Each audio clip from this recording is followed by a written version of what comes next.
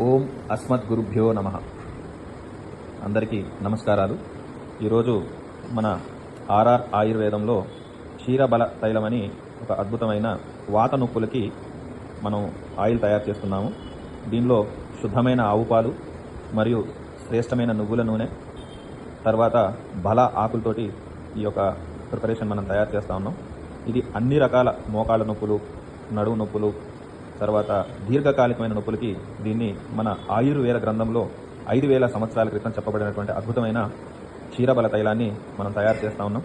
దీనికి వాడే పాత్ర కూడా అల్యూమినియం కాకుండా స్టీల్ పాత్రలో తయారు చేస్తూ ఉన్నాం. శుద్ధమైన పద్ధతిలో, శాస్త్రీయమైన పద్ధతిలో ఈ క్షీరబల తైలాన్ని మనం తయారు చేస్తూ ఉన్నాం.